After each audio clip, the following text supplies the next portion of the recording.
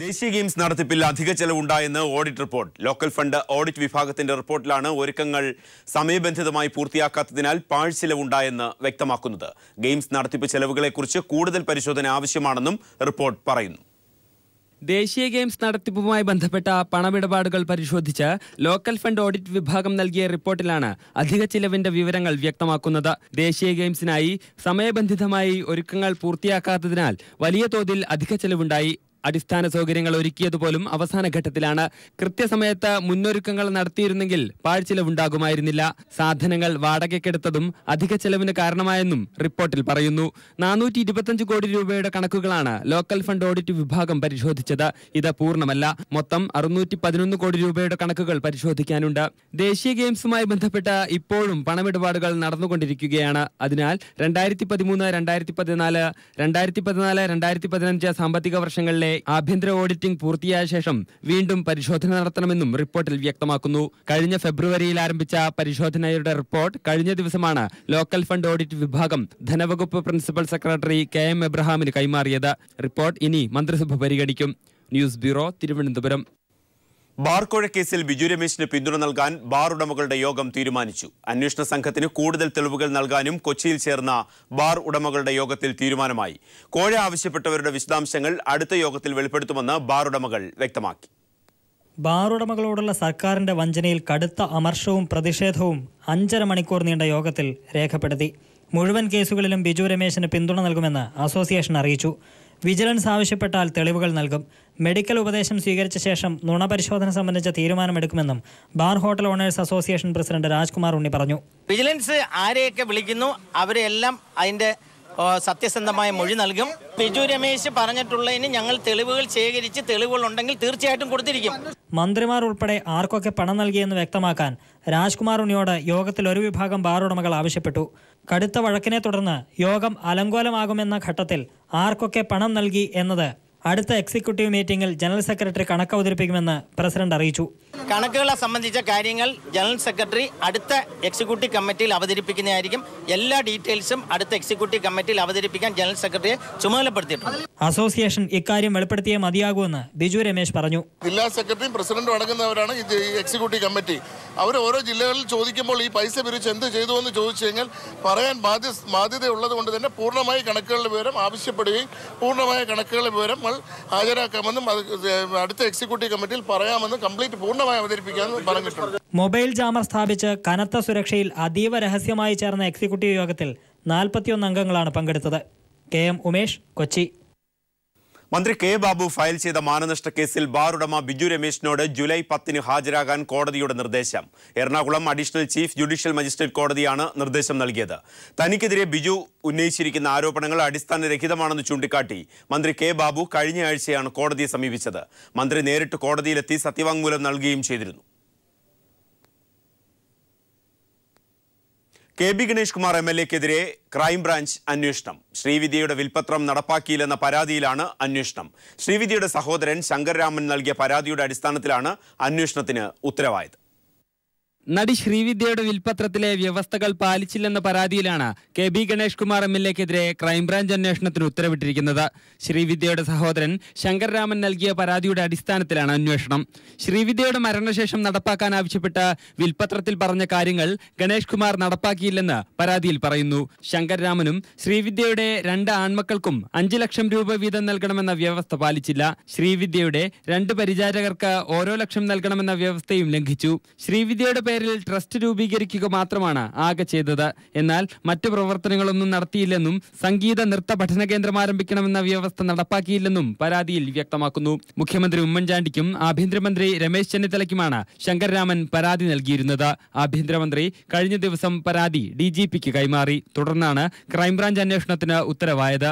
UDF സർക്കാരിനെതിരെ വിവിധ വിഷയങ്ങളിൽ അഴിമതി ആരോപണങ്ങൾ ഉന്നയിക്കുകയും നിയമ നടപടികൾ എടുക്കുകയും ചെയ്തിരിക്കെയാണ് ഗണേഷ് കുമാറിനെതിരെ സർക്കാർ ക്രൈംബ്രാഞ്ച് അന്വേഷണത്തിന് ഉത്തരവിട്ടിരിക്കുന്നത്. News bureau, Thiruvananthapuram. MI ഷാനവാസിനെതിരെ T. സിദ്ദിഖ് രംഗത്ത്. തനിക്കെതിരെയുള്ള ആരോപണങ്ങൾക്ക് പിന്നിൽ MI ഷാനവാസും KPCC സെക്രട്ടറി ജയന്തുമാണെന്ന് സിദ്ദിഖ് ആരോപിച്ചു. സിറ്റി പോലീസ് കമ്മീഷണർക്ക് അയച്ച പരാതി സിദ്ദിഖ് ഫേസ്ബുക്കിൽ പോസ്റ്റ് ചെയ്തു. ഷാനവാസിനെതിരെ പാർട്ടി നേതൃത്വത്തിന് പരാതി നൽകുമെന്ന് സിദ്ദിഖ് പീപ്പിൾ TVയോട് വ്യക്തമാക്കി. കഴിഞ്ഞ ദിവസം കോഴിക്കോട് സ്വകാര്യ ആശുപത്രിയിൽ വെച്ച് മുൻ ഭാര്യയുമായി ഉണ്ടായ തർക്കം സംബന്ധിച്ച് സിറ്റി പോലീസ് കമ്മീഷണർക്ക് നൽകിയ പരാതിയിലാണ് MI ഷാനവാസിനെതിരെ ടി സിദ്ദീഖ് ആരോപണം ഉന്നയിക്കുന്നത്. കമ്മീഷണർക്ക് നൽകിയ പരാതി ഫേസ്ബുക്ക് പേജിലൂടെയാണ് സിദ്ദീഖ് പുറത്തുവിട്ടത്. തന്റെ സ്വകാര്യ ജീവിതത്തെയും പൊതുജീവിതത്തെയും തകർക്കാനും രാഷ്ട്രീയമായി ഉന്മൂലനം ചെയ്യാനും വയനാട് MP MI ഷാനവാസും KPCC സെക്രട്ടറി ജയന്തും ചില കോൺഗ്രസ് നേതാക്കളും ശ്രമിക്കുന്നതായും ഇത് അന്വേഷണ വിധേയമാക്കണമെന്നുമാണ് സിദ്ദീഖ് പരാതിയിൽ പറയുന്നത്. തനിക്കെതിരെ MI ഷാനവാസ് നടത്തിയ ഗൂഢാലോചനകളുടെ തെളിവ് കൈവശമുണ്ടെന്നും കോടതിയിലും ഹൈക്കമാൻഡിനു മുൻപിലും ഇത് സമർപ്പിക്കുമെന്നും ടി സിദ്ദീഖ് പീപ്പിൾ ടിവിയോട് പ്രതികരിച്ചു. ഒരു വലിയ മോശമായ രീതിയിൽ ഇടപെട്ട ആളാണ് ശ്രീ MI ഷാനവാസ്. അതിന്റെ എല്ലാ തെളിവുകളും എന്റെ കയ്യിലുണ്ട്. നേതൃത്വത്തിന്റെ മുമ്പിലും കോടതിയിലും ആ തെളിവുകൾ ഞാൻ ഹാജരാക്കും. ആ തെളിവുകൾ പബ്ലിക് ഡിബേറ്റിലേക്ക് കൊണ്ടുവന്നാൽ ഷാനവാസിന് വലിയ ക്ഷീണമായിരിക്കും. മേഖലയിൽ നിന്ന് മറ്റൊരു മുസ്ലിം കമ്മ്യൂണിറ്റിയിൽ നിന്നുള്ള ഒരു രാഷ്ട്രീയ നേതൃത്വം ഇല്ലാതാക്കുക എന്നുള്ളതായിരിക്കുന്ന ഏറ്റവും മോശവും വൃത്തികെട്ടതുമായ രാഷ്ട്രീയ സമീപനമായിരിക്കണം അതിന്റെ അടിസ്ഥാനം എന്നാണ് ഞാൻ വിശ്വസിക്കുന്നത്. അതേസമയം കോഴിക്കോട് ഇന്നു ചേർന്ന ഐ ഗ്രൂപ്പിന്റെ രഹസ്യയോഗ തീരുമാനങ്ങളെ പ്രതിരോധിക്കാനാണ് 2 ദിവസം മുൻപ് നൽകിയ പരാതി ഫേസ്ബുക്ക് പേജിലൂടെ സിദ്ദീഖ് പുറത്തുവിട്ടതെന്ന ആരോപണവും ഉയരുന്നു. മുൻ ഭാര്യയെ സ്വകാര്യ ആശുപത്രിയിൽ വെച്ച് ആക്രമിച്ച സംഭവത്തിൽ ടി സിദ്ദീഖിനെതിരെ ഹൈക്കമാൻഡിനെ സമീപിക്കാനാണ് ഐ ഗ്രൂപ്പ് യോഗത്തിൽ തീരുമാനമായത്. കോഴിക്കോട് നടക്കുന്ന യൂത്ത് കോൺഗ്രസ് സംസ്ഥാന സമ്മേളനത്തിന്റെ പ്രചാരണ ബോർഡുകളിൽ നിന്ന് ഐ ഗ്രൂപ്പ് നേതാക്കളെ ഒഴിവാക്കിയതും യോഗത്തിൽ ചർച്ചയായി. ഉമ്മൻചാണ്ടിയെയും ടി സിദ്ദീഖിനെയും അടക്കമുള്ളവരെയാണ് പ്രചാരണ പോസ്റ്ററുകളിൽ ഉൾപ്പെടുത്തിയതെന്നും AK ആന്റണി, വയലാർ രവി, VM സുധീരൻ എന്നീ മുതിർന്ന കോൺഗ്രസ് നേതാക്കളെ ഒഴിവാക്കിയതിലും യോഗത്തിൽ പ്രതിഷേധമുയർന്നു. ഇത് സംബന്ധിച്ച് ഹൈക്കമാൻഡിന് പരാതി നൽകാനും യോഗത്തിൽ ധാരണയായി. News bureau, Kozhikode. ടി സിദ്ദീഖിനെതിരെ K മുരളീധരൻ MLAയും സ്വഭാവ ഗുണമാണ് ഒരാളുടെ രാഷ്ട്രീയ ഭാവി തീരുമാനിക്കുന്നതെന്ന് K മുരളീധരൻ പറഞ്ഞു. ആര് വിചാരിച്ചാലും ആരുടെയും ഭാവി തകർക്കാൻ കഴിയില്ല. അവനവൻ്റെ ഭാവി തകർക്കുന്ന അവനവൻ തന്നെയായിരിക്കും. വിഷ്വൽ മീഡിയയുടെ ഒരു കാലഘട്ടത്തിൽ എല്ലാം ജനങ്ങൾ കാണുകയും കേൾക്കുകയും ചെയ്യുന്നുണ്ട്. അതനുസരിച്ച് ജനം വിലയിരുത്തും. പിന്നെ അവനവൻ്റെ കയ്യിലിരിപ്പ് ഭാവി പ്രവർത്തനങ്ങളെ സ്വാധീനിക്കും. തമിഴ്നാട് മുഖ്യമന്ത്രിയായി ജയലളിത സത്യപ്രതിജ്ഞ ചെയ്ത് അധികാരമേറ്റു. 5ാം തവണയാണ് ജയലളിത തമിഴ്നാട് മുഖ്യമന്ത്രിയായി അധികാരമേൽക്കുന്നത്. മദ്രാസ് യൂണിവേഴ്സിറ്റി ഓഡിറ്റോറിയത്തിൽ നടന്ന ചടങ്ങിൽ ഗവർണർ K റോസയ്യ സത്യവാചകം ചൊല്ലിക്കൊടുത്തു. ജയലളിതയ്ക്കൊപ്പം 28 മന്ത്രിമാരും സത്യപ്രതിജ്ഞ ചൊല്ലി അധികാരമേറ്റു. ആതുര സേവന രംഗത്ത് മാതൃകാപരമായ പ്രവർത്തനം നടത്തുന്ന മികച്ച അലോപ്പതി ഡോക്ടർമാരെ കണ്ടെത്തുന്നതിന് ഏർപ്പെടുത്തിയ പ്രഥമ കൈരളി പീപ്പിൾ ഡോക്ടേഴ്സ് അവാർഡ് വിതരണം ചെയ്തു. കോഴിക്കോട് നടന്ന ചടങ്ങിൽ കൈരളി TV ചെയർമാൻ മമ്മൂട്ടിയാണ് പുരസ്കാരങ്ങൾ വിതരണം ചെയ്തത്. കോഴിക്കോട് കടവ് റിസോർട്ടിൽ നടന്ന പ്രൗഢഗംഭീരമായ ചടങ്ങിലാണ് പ്രഥമ കൈരളി പീപ്പിൾ ഡോക്ടേഴ്സ് അവാർഡുകൾ വിതരണം ചെയ്തത്. മലയാളം കമ്മ്യൂണിക്കേഷൻ ലിമിറ്റഡ് ചെയർമാനും മലയാളത്തിന്റെ പ്രിയ താരവുമായ മമ്മൂട്ടി അവാർഡുകൾ വിതരണം ചെയ്തു. ആതുര സേവന രംഗത്ത് മഹാമാതൃകകൾ തീർത്ത doctor VP Gangadharan, doctor SS Santhosh Kumar എന്നിവർ അവാർഡുകൾ ഏറ്റുവാങ്ങി. ഡോക്ടർ MR രാജഗോപാലിനു വേണ്ടി പെയിൻ ആൻഡ് പാലിയേറ്റീവ് പ്രവർത്തകൻ അശോക് കുമാർ പുരസ്കാരം ഏറ്റുവാങ്ങി. കാണപ്പെട്ട ദൈവങ്ങളായ ഡോക്ടർമാർക്ക് വേണ്ടത്ര അംഗീകാരങ്ങൾ ലഭിക്കുന്നില്ലെന്ന് മമ്മൂട്ടി പറഞ്ഞു. പെയിൻ ആൻഡ് പാലിയേറ്റീവ് പ്രസ്ഥാനത്തിന്റെ ആദ്യകാല പ്രവർത്തനങ്ങളെ പറ്റിയുള്ള ഓർമ്മകൾ മമ്മൂട്ടി പങ്കുവച്ചു. ഈ അവാർഡ് ജേതാക്കളിൽ 3 പേരിൽ 2 പേര് എനിക്ക് വളരെ അടുത്ത് പരിചയമുള്ളവരാണ്. പ്രധാനമായിട്ടും ഗംഗാധരൻ എൻ്റെ സഹപാഠി ആയിരുന്നു എന്നുള്ളതിൽ ഞാനെത്തിയാണ്. അതുല്യ പ്രതിഭകളായ ഡോക്ടർമാർക്ക് പുരസ്കാരം നൽകുക വഴി അംഗീകരിക്കപ്പെട്ടത് കൈരളിയാണെന്ന് ചടങ്ങിൽ അധ്യക്ഷത വഹിച്ച Kairali TV managing director John Brittas പറഞ്ഞു. ഈ അവാർഡ് കൊണ്ട് യഥാർത്ഥത്തിൽ ബഹുമാനിക്കപ്പെടുന്നത് യഥാർത്ഥത്തിൽ ഡോക്ടർ ഗംഗാധരനോ സന്തോഷമല്ല, കൈരളിയാണ്. ഒരുപക്ഷെ കൈരളിക്ക് കിട്ടുന്ന ഒരു അംഗീകാരമായിട്ടാണ് ഞങ്ങൾ ഈ അവാർഡിനെ കാണുന്നത്. Kairali TV ഡയറക്ടർമാരായ VK Ashraf, MM മോനായി, AK മൂസ മാസ്റ്റർ എന്നിവർ അവാർഡ് ജേതാക്കൾക്കുള്ള കീർത്തിപത്രം അവതരിപ്പിച്ചു. News bureau, Kozhikode. രാഷ്ട്രീയ, സാമൂഹ്യ, സാംസ്കാരിക രംഗത്തെ പ്രമുഖരെ കൊണ്ട് സമ്പന്നമായിരുന്നു കൈരളി പീപ്പിൾ ഡോക്ടേഴ്സ് അവാർഡ് ദാന ചടങ്ങ്. Kozhikode MP MK രാഘവനും MLA A Pradeep കുമാറും ആശംസകൾ നേർന്നു. ചടങ്ങിൽ ഉമ്പായി അവതരിപ്പിച്ച ഗസൽ ആസ്വാദക ഹൃദയം കീഴടക്കി. രാഷ്ട്രീയ സാമൂഹ്യ രംഗത്ത് പ്രഗത്ഭരും സാംസ്കാരിക രംഗത്ത് പ്രശസ്തരും പ്രൗഢഗംഭീരമാക്കിയ വേദിയായിരുന്നു കൈരളി പീപ്പിൾ ഡോക്ടേഴ്സ് അവാർഡ് ദാന ചടങ്ങ്. കൈരളി കുടുംബങ്ങളും പ്രേക്ഷകരും ആവേശം പകർന്ന ചടങ്ങിന് കോഴിക്കോട് MP MK രാഘവൻ ആശംസകൾ നേർന്നു. ആതുര സേവന രംഗത്ത് മഹാരഥന്മാരെ ആദരിച്ച ചടങ്ങിന് A പ്രദീപ് കുമാർ MLAയും ഭാവുകങ്ങൾ നേർന്നു. നിലപാടുകളിൽ എതിർചേരിയിലെങ്കിലും പങ്കെടുക്കാൻ കഴിഞ്ഞതിലെ സന്തോഷം BJP നേതാവ് ശ്രീധരൻപിള്ളയും പങ്കുവച്ചു. തന്റെ പാർട്ടിയോടും ഈ സ്നേഹം കാണിക്കണമെന്നായിരുന്നു ശ്രീധരൻപിള്ളയുടെ കമന്റ്. തുടർന്ന് ഉമ്പായി അവതരിപ്പിച്ച ഗസൽ വേദി ഹൃദയത്തിൽ ഏറ്റുവാങ്ങി. കൈരളി TV ഡയറക്ടർമാരായ TR Ajayan, VK Ashraf, MM Monayi, A Vijayaraghavan, A Siddhartha Menon, AK Moosa master, പ്രമുഖ രാഷ്ട്രീയ നേതാക്കളായ KC Abu, Mohanan master, TP Ramakrishnan, TP Dasan തുടങ്ങിയവരും ചടങ്ങിന് ആശംസകൾ നേർന്നു. News bureau, Kozhikode. Stories global for home കോൺസെപ്റ്റ്സിന്റെ പുതിയ ഷോറൂം കോഴിക്കോട് പന്തീരാങ്കാവിൽ പ്രവർത്തനം ആരംഭിച്ചു. പ്രശസ്ത സിനിമാ താരം മമ്മൂട്ടി ഷോറൂം ഉദ്ഘാടനം ചെയ്തു.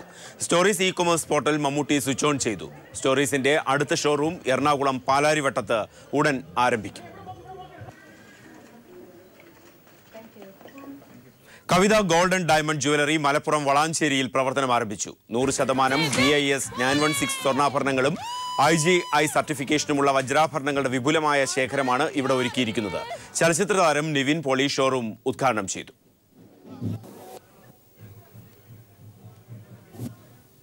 അരുവിക്കര ഉപതെരഞ്ഞെടുപ്പിൽ UDF പരാജയപ്പെടുമെന്ന് PC ജോർജ്. UDF ജയിച്ചാൽ അത് ജനാധിപത്യത്തിന്റെ പരാജയമായിരിക്കുമെന്നും ബാർക്കോഴയിൽ KM മാണി കുറ്റവിമുക്തനാക്കപ്പെട്ടാൽ ഹൈക്കോടതിയെ സമീപിക്കുമെന്നും PC ജോർജ് വ്യക്തമാക്കി. UDFിന്റെ നില വളരെ ദയനീയമായിരിക്കും. അരുവിക്കര UDF ജയിക്കുക. കാരണം കേരളത്തിൽ ജനങ്ങൾ ജനാധിപത്യത്തിൽ വിശ്വസിക്കുന്നില്ലെന്ന് പറയേണ്ടി വരികയല്ലേ. പിന്നെ ദയനീയ പരാജയം ഉണ്ടാവും. VS അച്യുതാനന്ദന്റെ കാര്യത്തിൽ കേന്ദ്ര കമ്മിറ്റി അന്തിമ തീരുമാനമെടുക്കുമെന്ന് CPIM പോളിറ്റ് ബ്യൂറോ അംഗം S രാമചന്ദ്രൻ പിള്ള. പാർട്ടിയെക്കുറിച്ച് മാധ്യമങ്ങൾ വരുന്ന വാർത്തകൾ അവാസ്തവമെന്നും SRP പറഞ്ഞു. ഈ കാര്യങ്ങളെല്ലാം പാർട്ടിയുടെ കേന്ദ്ര കമ്മിറ്റി പരിശോധിച്ച് തീരുമാനമെടുക്കും. ഒട്ടാകെയുള്ള സ്ഥിതിഗതികളെയും കാര്യങ്ങളെയും വിലയിരുത്തിക്കൊണ്ടാണ്. അതിൽ ഭയമോ ഭയക്കുറവിൻ്റേതോ പ്രശ്നമില്ല. സ്ഥിതിഗതികളുടെ അടിസ്ഥാനത്തിൽ വരുന്ന പാർട്ടിയുടെ കേന്ദ്ര കമ്മിറ്റി ഈ കാര്യങ്ങളെ സംബന്ധിച്ചിടത്തോളം ആലോചിക്കും. അതിൻ്റെ അടിസ്ഥാനത്തിൽ ഉചിതമായ തീരുമാനങ്ങൾ എടുക്കും. മലബാർ സിമന്റ്സ് കേസിൽ സുന്ദരമൂർത്തിയുടെ മൊഴിയുടെ അടിസ്ഥാനത്തിൽ ഇളമരം കരീമിനെതിരെ കേസെടുക്കാൻ എന്തുകൊണ്ട് ഉമ്മൻചാണ്ടി തയ്യാറായില്ലെന്ന് AK ബാലൻ MLA ചോദിച്ചു.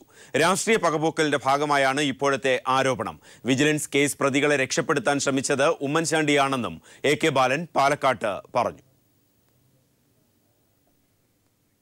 കൊല്ലം ജില്ലയിലെ മഴക്കാലപൂർവ്വ ശുചീകരണ പ്രവർത്തനങ്ങൾ അവതാളത്തിൽ. സംസ്ഥാന ശുചിത്വ മിഷന്റെ പ്രവർത്തനവും പ്രഹസനമാകുന്നു. പതിവ് ശില്പശാലകൾ നടത്തി കണക്കുകൾ നിരത്തി തദ്ദേശ സ്വയംഭരണ സ്ഥാപനങ്ങളെ പഴിക്കാനല്ലാതെ ഫണ്ട് വിനിയോഗം കൃത്യമായി നടക്കുന്നുണ്ടോ എന്ന് പരിശോധിക്കാനുള്ള ശേഷി പോലും സംസ്ഥാന ശുചിത്വ മിഷന് ഇല്ല.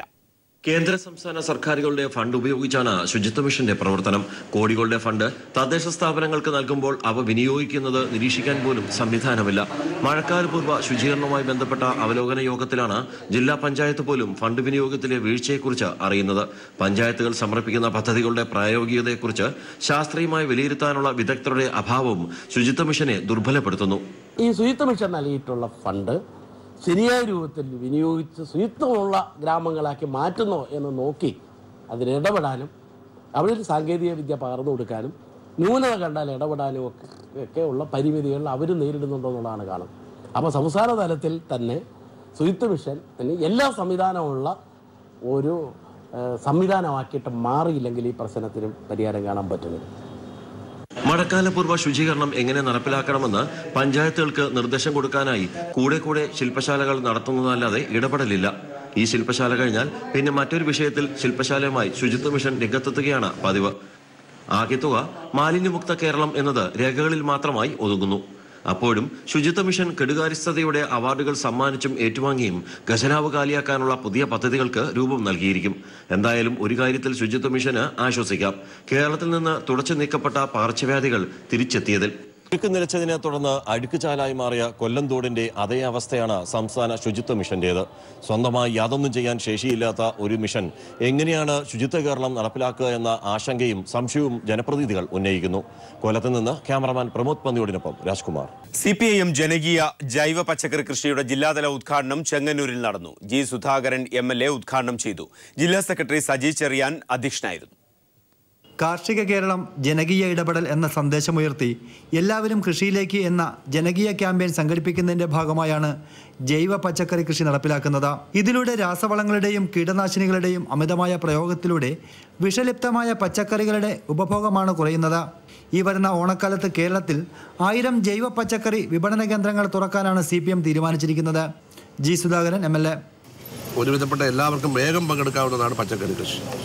എല്ലാവിധ പച്ചക്കറികളും കൃഷി ചെയ്യാൻ ലഭ്യമായ എല്ലാ സ്ഥലങ്ങളും ഉപയോഗിക്കാൻ പാർട്ടി തന്നെ മുൻകൈയെടുക്കാൻ, പാർട്ടി തന്നെ കൃഷി ചെയ്ത് കേരളത്തിലെ പ്രധാന കൃഷിക്കാരൻ പാർട്ടിയാവുന്നതല്ല. അപ്പോൾ കൃഷി ചെയ്യാനുള്ള ഉത്തരവാദിത്വം പാർട്ടി സഖാക്കളിലേക്ക് വരികയാണ്. രാഷ്ട്രീയ പ്രവർത്തനത്തിൻ്റെ ഭാഗമാകണം എന്നുള്ള. രണ്ടാമത് കൃഷി ചെയ്ത് ഉപജീവനം കഴിക്കുന്നവർ നിരാശരാകാതെ ഉറച്ചു നിൽക്കാൻ ആത്മവിശ്വാസം കൊടുക്കുക. ജില്ലയിലെ എല്ലാ പഞ്ചായത്തുകളിലും കുറഞ്ഞത് 5 ഏക്കർ സ്ഥലം തിരഞ്ഞെടുത്ത് കൃഷി ആരംഭിക്കും. സഹകരണ സംഘങ്ങൾ, തദ്ദേശ സ്വയംഭരണ സ്ഥാപനങ്ങൾ, കൃഷി വകുപ്പ് എന്നിങ്ങനെ എല്ലാവരുടെയും സഹായത്തോടും സഹകരണത്തോടും കൂടി വിപുലമായ കാർഷിക ഇടപെടൽ നടത്താനാണ് പാർട്ടി തീരുമാനിച്ചിരിക്കുന്നത്. News bureau, Alappuzha. മാവോയിസ്റ്റ് ആകുന്നതുകൊണ്ട് മാത്രം ഒരാൾ കുറ്റവാളിയാകുന്നില്ലെന്ന ഹൈക്കോടതി വിധിയിൽ സംശയമുണ്ടെന്ന് ആഭ്യന്തരമന്ത്രി രമേശ് ചെന്നിത്തല. വിധി നടപ്പാക്കുന്നത് സർക്കാരിന് പ്രായോഗിക ബുദ്ധിമുട്ടുണ്ടാക്കുമെന്നും രമേശ് ചെന്നിത്തല പറഞ്ഞു. നടപടികളെ പറ്റിയാണ് ആലോചിക്കുന്നത്. കാരണം ഈ കോടതി വിധി നമുക്ക് പലതരത്തിലുള്ള പ്രായോഗിക ബുദ്ധിമുട്ടുകൾ ഉണ്ടാക്കും. അത് നിയമപരമായി നിലനിൽക്കുന്നതാണോ എന്ന് സംശയമുണ്ട്. അപ്പോൾ വിധിയുടെ പൂർണ്ണ വിവരം വാങ്ങിയ ശേഷം അതിനെപ്പറ്റി നിയമവിദഗ്ധന്മാരുമായി ആലോചിച്ച് അപ്പീൽ കൊടുക്കുന്നതിനെ പറ്റിയാണ് ഗവൺമെന്റ് ഇപ്പോൾ ആലോചിക്കുന്നത്. മറ്റു വാർത്തകൾ ചുരുക്കത്തിൽ. കൊച്ചി എഞ്ചിനീയറിംഗ് തട്ടിപ്പുമായി ബന്ധപ്പെട്ട് BJP പ്രവർത്തകൻ രാജഗോപാലിനെ പോലീസ് ചോദ്യം ചെയ്തു. കോപ്പിയടി വിവാദത്തിൽ MG സർവകലാശാല സിൻഡിക്കേറ്റ് ഉപസമിതി തെളിവെടുപ്പ് നടത്തി. അലൂമിനിയം ഡീലേഴ്സ് മീറ്റിനോടനുബന്ധിച്ചുള്ള അലൂമിനിയം എക്സ്പോ 2015 കൊച്ചിയിൽ തുടക്കമായി. സംസ്ഥാന മന്ത്രിസഭയിലെ അഴിമതിയുടെ പ്രഭവ കേന്ദ്രം മുഖ്യമന്ത്രി എന്ന CPM കേന്ദ്ര കമ്മിറ്റി അംഗം EP ജയരാജൻ. ഓരോ ദിവസവും പുതിയ അഴിമതി കഥകളാണ് പുറത്തുവരുന്നതെന്നും അദ്ദേഹം പറഞ്ഞു. CPIയെ UDFിലേക്ക് ക്ഷണിച്ച Muslim League general secretary KPA Majeed. അച്യുതമേനോന് ലഭിച്ച അംഗീകാരം CPI നേതാക്കൾക്ക് ലഭിക്കണമെങ്കിൽ UDFിൽ ചേരണമെന്നും മജീദ് പറഞ്ഞു. മലബാർ സിമന്റ്സ് അഴിമതിയിൽ 2 വർഷം മുമ്പത്തെ പ്രസ്താവനകൾ കുത്തിപ്പൊക്കിക്കൊണ്ടുവരുന്നത് രാഷ്ട്രീയ ലക്ഷ്യം വച്ചാണെന്ന് ഡോക്ടർ തോമസ് ഐസക് പറഞ്ഞു.